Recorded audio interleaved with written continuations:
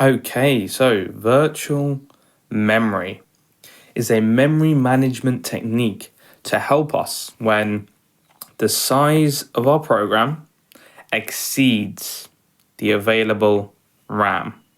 Okay, so how does virtual memory help us do this?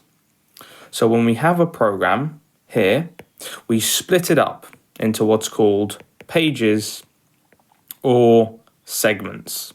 And you can check out my video on pages and segments. Okay, so each one is 2 gigabytes in size, right? And we have 3 pages in total. Okay, but if you notice, our RAM is only 4 gigabytes, so we can only put 2 pages in here. Let's say pages 1 and pages 2. And so how do we run the third page when we need to? Well, what we do is we use virtual memory, which extends the RAM by using a portion of the disk, like the hard drive or the SSD. And we can put this page in this portion. And when the program needs this page, what we'll do is we will swap. So let's say we don't need page 2 anymore, but we need page 3. Well, what would happen is we swap pages 2 and pages 3. So now pages 3 will be in the RAM, ready to be executed by the CPU, and pages 2 will be in the SSD. So you could imagine if someone was editing a video, we could say pages 1 is responsible for adding, right, videos to the software. This is the code, right? Remember, these are just code, right? Because this is your program, and your program is just your code and your data, okay? So page 1 is to add videos.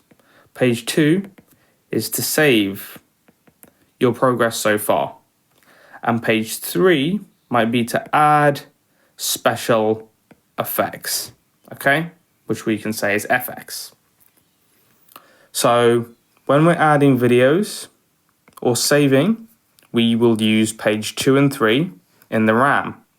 But when we need to add special effects, because we don't have enough RAM, we can swap out a page that we don't need here using the virtual memory management technique.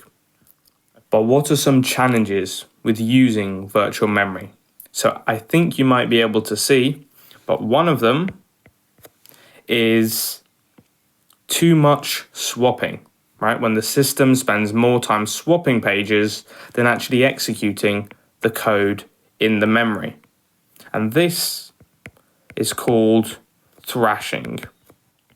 And as we said, thrashing is when the time swapping our program or pages or segments is greater than the time actually executing the program.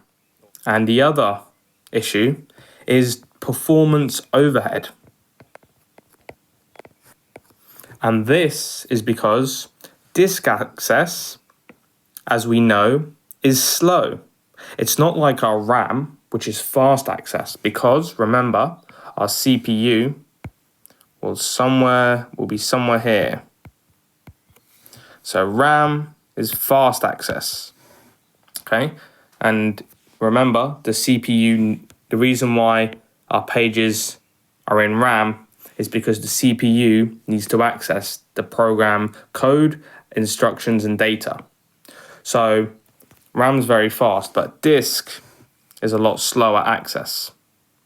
So instead of the CPU just getting the page from RAM, or the specific data and instructions it needs, we need to do a swap first, and then the CPU can get what it needs from the RAM, because it can't go directly to the disk.